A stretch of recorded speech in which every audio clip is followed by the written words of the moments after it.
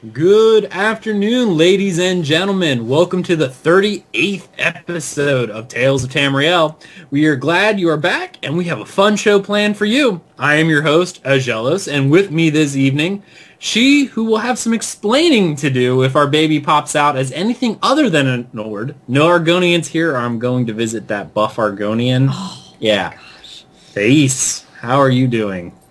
I might just barf on the show. So that's exciting. That is exciting, I guess. Yeah, I love that buff Argonian. That buff Argonian, I'm telling you. He's like the hottest Argonian in the game. That's why I said if it pops out like with scales, I'm going. I know you cheated on me with that Argonian. Is it weird to say there's hot Khajiits in the game? Oh, gross. Gross. Oh, come on. You know you love Irki. I love Irki. But she's the only Khajiit that I like, though. Awesome. All right. Also joining us, the man with the plan for Cyrodiilic domination, the man running the stream, Deltia of Deltia's Gaming. How are you today, good sir? Great. Sounds like a sick horker. That's my now. It's a horker. That's my horker war call. That's a horker. Wait, do it one more time. Horkers unite, taking Cyrodiil. That's how it works. All right, and finally, we have a special guest for this show. Great friend of the show and of the hosts themselves and certified rent-a-kip, Kypster. How are you doing today? Doing good. Glad to be here. Excellent. I'm glad we finally talked you onto the show. I've been trying for a while. Anyway.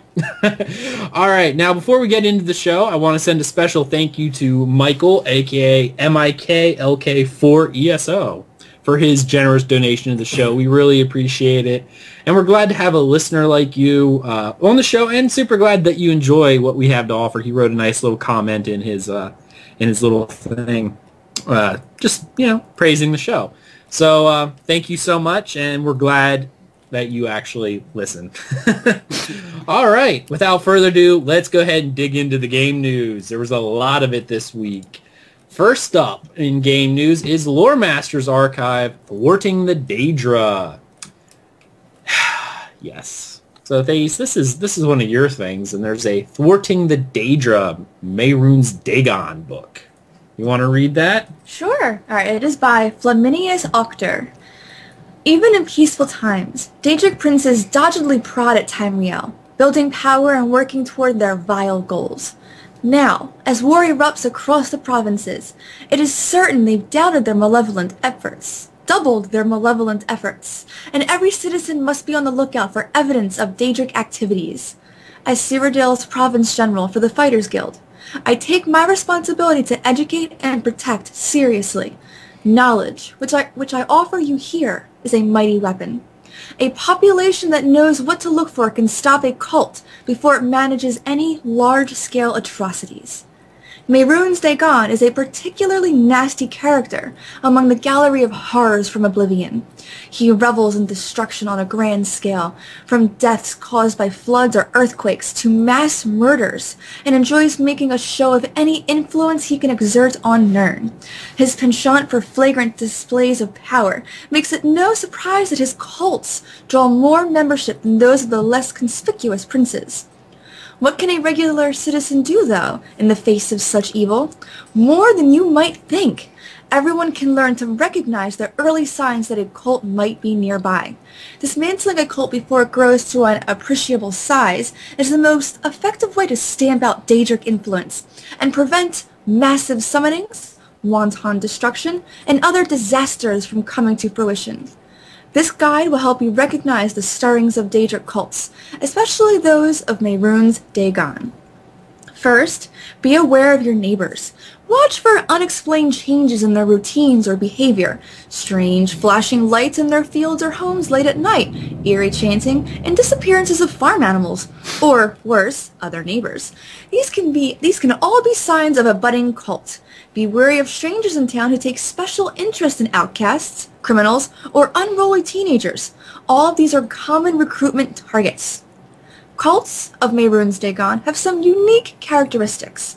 We in the Fighters Guild have identified the end of Sun's dusk as a particularly active time for these organizations.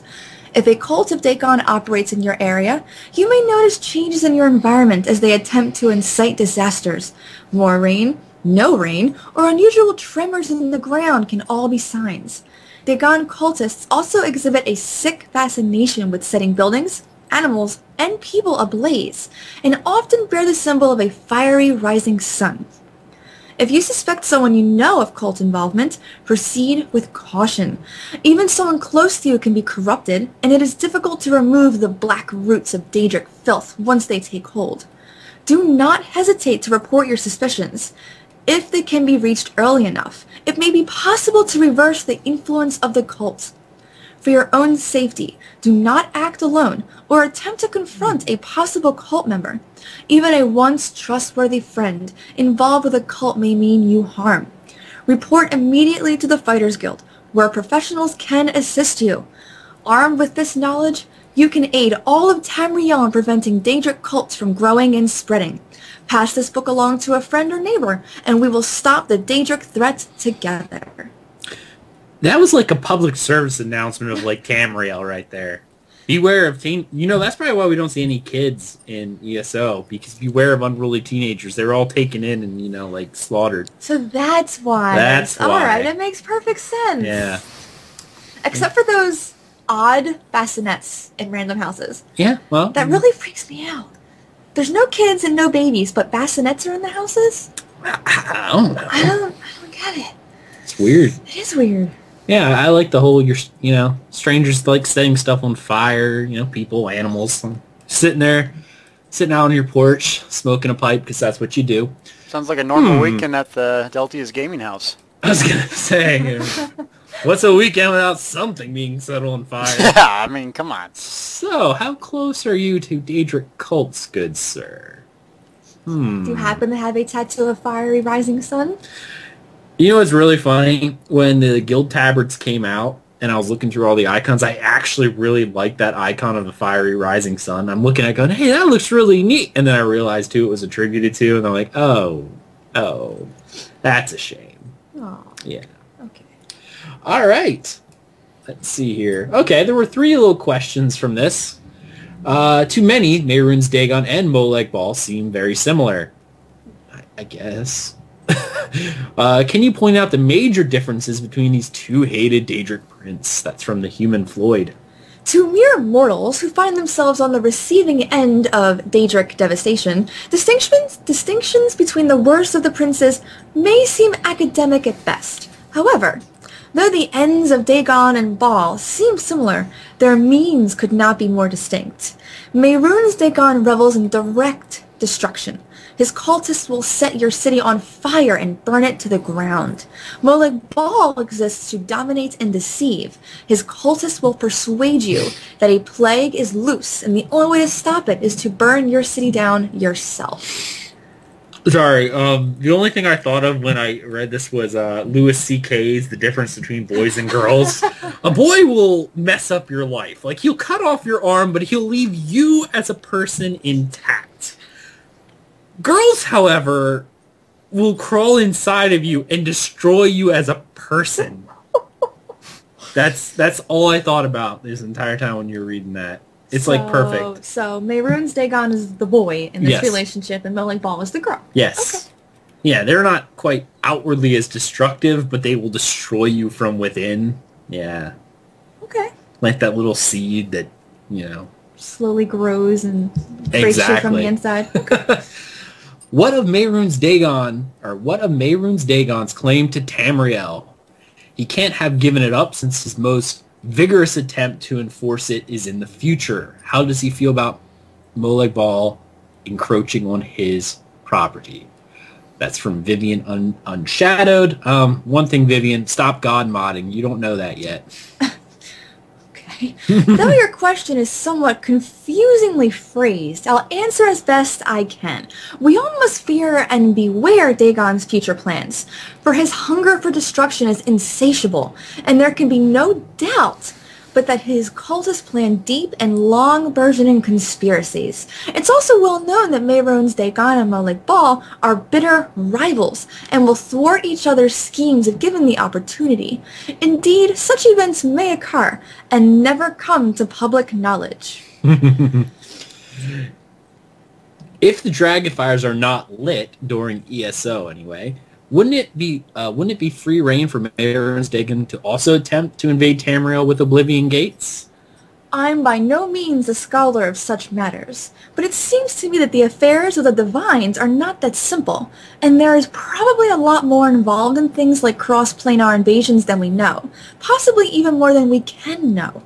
The Mundus is no flimsy tissue of conjecture. The gods wrought well when they made the world, and it is not so easily unmade. Technically speaking, I'm gonna phrase that out. Future content material, and he already is. It's called Veteran City of Ash. All right, get ready, because he's already invading. Because that's him. All right, that was that bit. Moving on to the next bit of news, another Battlemaster corner came out. Deltia? Yeah, it was a Templar. I like the first bar. Well, what's so funny? I'm not making fun of Templars. I thought it was funny how you say, hey, it was a Templar. Well... That was his first mistake, Templar. Yeah, Templars are good in PvP. I like Templars. I mean, Templar DPS, I'm sorry. It's not good. We all know it. Endgame, it's just not. PvP, healing, fantastic. Don't step on me, Deltia. Hey.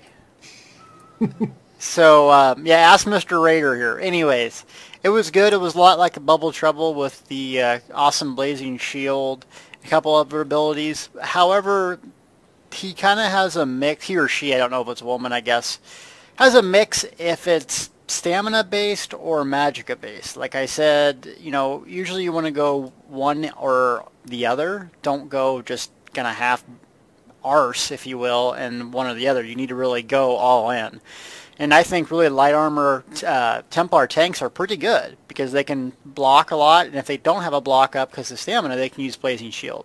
So on his front bar, a lot of stamina abilities, which I'm not too fond of, and then on the back bar, a lot of healing abilities. So for me, it's like he didn't seem to really pick one or the other. I usually go all in on something, and everyone needs to do damage, in my opinion, on a team. Everyone needs to do damage. So he's lacking a little bit of damage on that, but otherwise pretty good. Nice. Kypster, did you have a chance to look at that build? Yeah, I looked at it a little bit. I completely agree with Deltia. I really don't have any problems with Templar. I don't really have much experience on them, so I can't really offer a huge opinion on it. I can understand. The sheer awesomeness that is Templars can be kind of, you know, intimidating at first, but it's okay. I understand. But I love Templars. They're awesome tanks. They're awesome. But yeah, it's, you know. No, our main tank on DaFunk is Templar. See? There you go. Templars rock. Templars are the best. Now, a two-handed Templar and Dragonstar, I don't know if that's the right... Hey, no, don't you censor me, good sir. Oh, alright. We'll see when 1.5 comes out, alright? There's a lot of nice stuff coming in there with two-handed line. Well, you'll still be like level 37, so... Okay, yeah, that might be true. I'm sure I'll be available by the time like update 7 or 8 comes out. Yeah, you'll be doing a veteran dungeon by then. I'm sure I'll get there eventually. Yeah, that's a shame. Okay. All right, the final bit of the community programs for this week was they had another guild spotlight, the Art of Warfare. I've seen these guys around. Didn't they go to the ESO Guild Summit? I could have swore they were part of this group. I might be wrong. Belty, do you remember? I do not, but I just picked up Bug Loss, so life's good. It's all good. All right. Well, Art of Warfare, they're a multi-gaming community. They were formed back in 2001, which is pretty neat. They've been around for a while. At the time of writing this, they have 115 active members in their guild. That's pretty neat. I like it. Yeah, that seems to be fairly, other than trading guilds, it seems to be fairly high. Like, yeah. I don't know. Yeah, anyway. All right, well, if you're interested, you can go check them out, read their interview. It's pretty neat. They seem to be, like, I looked at their website earlier. It's TAW .net. So I mean, it's not a guild launch site or anything. So somebody actually took the time to register a domain, that kind of thing. So They've that's been around for a while. I think they're like military vets and multi-gaming community. So I think it's a big time guild, honestly. Oh yeah, yeah. Well, I think it says it in the. Currently has over 2,700 gamers from around the world. Wow. That's really big. Yeah, It was formed in March of 2001 by U.S. military members. There you go. Cool. Yeah, that's neat. Again, multi-gaming communities, they're nice if you jump around a lot, but the problem with multi-gaming communities tends to be when the new thing comes out. They all jump. Yeah, they jump to the next thing. So you could join them for ESO and you love ESO, but when the next thing comes out, no one goes to WildStar. That already came out and sank, so it's okay. No, but really, I mean, like with the multi-gaming thing, like Hard Contact, my guild kind of just went to a different game, but I don't know. I don't feel like you want to be vested in the game, but also you want to be able to leave if the developers aren't doing the right thing. Have you guys ever been a part of a multi-gaming place? I've been part of hardcore raiding guilds who go where the raiding is. When you say where the raiding is, like what does that mean? It depends. Multiple guilds, like for instance, speaking of WildStar, some of the big guilds that were really into raiding in Warcraft and stuff like that, the endgame raiding, went to WildStar for the better raiding, but because the developers weren't listening, that was one of their major complaints, they decided to leave. I can show you the article. I forget who it was. It was Voodoo. They left WildStar. They literally said, we're done raiding in WildStar until there's a change. Not saying, they won't come back eventually, but they went back to, I think, Warcraft or something like that. They go to where the competitive rating is because, some of these bigger guilds have sponsors and stuff like that. So they go where the action is, where they can be competitive. Can I be honest with you? I mean, this is MMO land, okay? Mm-hmm. Almost everyone's played WoW, and what they do is they get fed up with WoW, and they go to another game and say, this is going to be so much better than WoW. They go to that game, realize it's not, and go back to their MMO. That's 99% of what the content locusts do. Because it's like, it's never enough for those people. Because that WoW's been around for 10, 15 years, whatever it has been. Mm-hmm. There's just so much. How are you going to start an MMO now with that much content? You literally cannot. So the content locusts never give anything a chance to be successful. So it's the best game ever until it's released. Then it's trash. Sure. What do you want to say, Days? Just that I am of the notion now that it's time for WoW to die. It just has to die. It's time for it to die because every new game that comes out, they take the best parts of those games and put it into WoW. They do. And everyone's like, "Oh my gosh, it's the best game ever now again!" And it's not. WildStar should have been the next big thing. It really should have. It was such a great game, but don't say it was. I mean, people can. Yes. I'm sure one or two people still play it. Well, I mean, but the thing is, like, people just trash on games like this game. It was the best thing ever. It was going to be the best game ever until it got released. Then it's terrible. It's going to fail. It's going free to play in a month. Blah blah. I don't know why I even brought this up. I'll argue with that on that. As soon as beta came out, everyone was saying it was terrible because it didn't live up to what It's not Skyrim and it's not WoW, so it sucks. But to be honest, I think it actually pulled out, and I think it is one of the best games ever. To be honest. I just think that this game, I know I'm a fanboy, but man, you get on here, you got questing that is so in-depth, so awesome, great storytelling. Mm-hmm. You got awesome PvP that's always 24/7, there's at least one server. You got people doing awesome PvE content. There's something for everyone, and it's set in the Elder Scrolls environment. You can't beat it. You cannot beat it. And it hasn't sold out. You know what I mean? That's something that means a lot to me. Plus, the developers actually listen. They interact. Ooh, story. Tell them. Tell the story. I am. I'm leading up to that. That was my segue. That was a good segue. It was a great segue. Come on now. I love these developers because, of course, if you haven't been following our Twitter, I was so excited yesterday because Thais and I found out that we are pregnant and we're expecting We don't know. An Argonian, apparently. I think she cheated on me. But I tweeted out because all the followers of my Twitter and stuff are all ESO related, so I wanted to announce this. I put a little bit of flair saying that we're, having something that hashtag ESO doesn't have in its game. We're making a kit, baby. And the actual Twitter, the official Twitter of ESO responded back to us and told us congratulations. They hope our little adventure doesn't become a milk drinker except for in the real world healthy sense. I thought that was awesome. That was cool. It was pretty amazing. I even called my mom and told her because my mom's so excited for the podcast and loves it and everything. So she thought that was pretty amazing. I thought it was really neat that, the community managers and stuff, they interact with the community in all sorts of ways. They listen to us as gamers. They listen to us as people, apparently just from, responding to our little thing. It was kind of neat. I like it. I thought they were fantastic for that. So, yeah. All right. Well, that was a lot of discussion about multi-gaming guilds. We get into these every single time. All right, moving on to the next bit of news. Patch 1.4.6 is now live from last week. This was a small little incremental patch that addressed some issues with gameplay, quest, and sort of group content. Not a lot that I saw was real relevant, but there were a few things.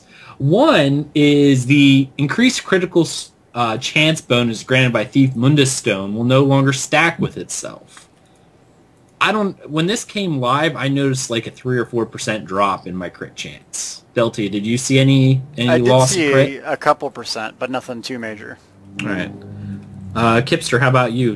No, I didn't notice any crit drop at all. I was actually curious of what they actually mean by stack with itself.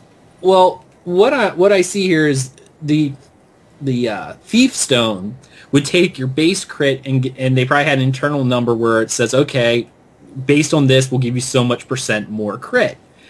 So, but then what it was doing was it would go, okay, you have 50 crit, that equates to 6, crit more. But then before it applies that, it should have just stopped there and gave you 56 crit, but then it took what it added, the 6 crit, and then goes, oh, well now you have 56 crit, let's add again, and then added another 7 or something like that.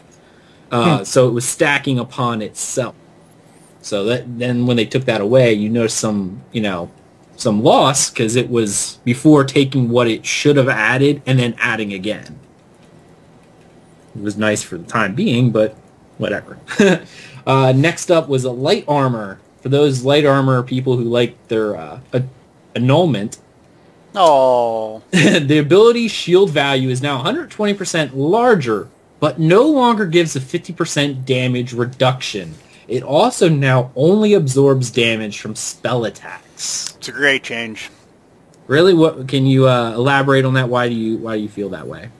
Yeah. So this would bubble you for anything. So you would have Sorks do double or triple bubbles. They do Hardened Ward, that's 1,000. They do this, that's another 1,000. Then they do Healing Ward, and that's another whatever 1,000. You couldn't damage them. And it would absorb magic. So every time you would damage them with a spell, they would essentially be able to cast this free. Meaning you'd have a permanent 1,000 shield up against you that would protect you from ranged attacks, would protect you from spells, anything. So it's much better now. Nice. It's much more fair, I guess. Okay, so it was broken before, so now Yeah. essentially the people using it are going to feel kind of nerfed.